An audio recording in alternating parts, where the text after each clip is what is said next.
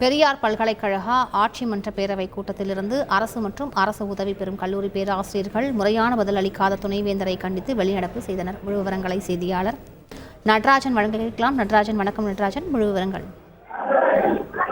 சேலம் மாவட்டம் ஓமலூர் அருகே உள்ள பெரியார் பல்கலைக்கழகத்தில் வருடத்திற்கு ஒரு முறை ஆட்சிப்பேரவை கூட்டம் நடைபெற்று முக்கிய முடிவுகள் எடுப்பது வழக்கம். இந்த நிலையில் இன்று ஆட்சிப்பேரவை கூட்டம் நடைபெறும் என பெரியார் பல்கலைக்கழக நிர்வாகம் சார்பில் அறிவிக்கப்பட்டிருந்தது.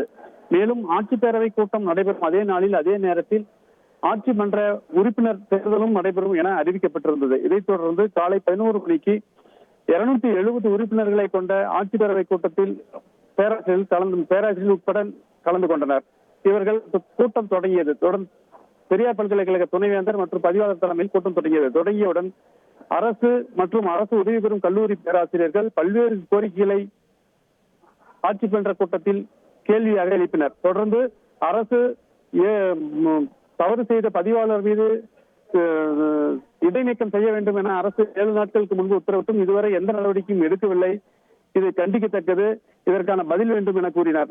இதைத் தொடர்ந்து பெரியார் பல்கலைக்கழக துணைவேந்தர் இது அரசு உத்தரவிட்டால் நாங்கள் உடனடியாக நடவடிக்கை எடுக்க முடியாது, இதனுடைய பரிசீலனையில் இருக்கிறது என கூறினார். மேலும் இதுபோன்ற குற்றச்சாட்டுகள் உள்ளவர்களுக்கு 12 நாள் அரசு மருத்துவ விடுப்பு கொடுத்திருக்கிறீர்கள் என கேட்டதற்கு அது அவர் மருத்துவ விடுப்பில் சென்றால் நான் என்ன செய்ய முடியும் என்று எதேச்சதிகாரமாக பேசியதாக கூறப்படுகிறது.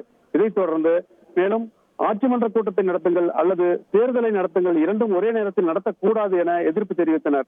இதற்கு இரண்டும் ஒரே நாளில் நடத்துவதற்கு எனக்கு அதிகாரம் உள்ளது என பேசியதால் தொடர்ந்து அரசு மற்றும் அரசு உதவி பெறும் கல்லூரி பேராசிரியர்கள் வெளிநடப்பு செய்தனர்.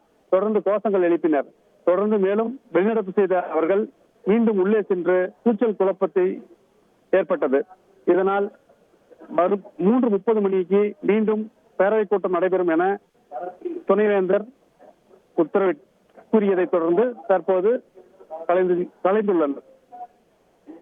முழு விவரங்களுக்கு நன்றி நடராஜன். செய்திகளை உடனுக்குடன் தெரிந்து கொள்ள உடனே சப்ஸ்கிரைப் பண்ணுங்க.